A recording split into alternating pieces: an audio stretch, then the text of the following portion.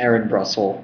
I still remember our creative writing class. That is where we met. That is where we bonded. That is where we had many an interesting conversation. And I actually got to see you over the summer. I actually got to cross paths with you again, which was awesome. And it was great catching up with you and seeing that you're doing awesome in college and you're having fun, having a blast there. And you've still retained the same awesome personality that I remember leaving you with.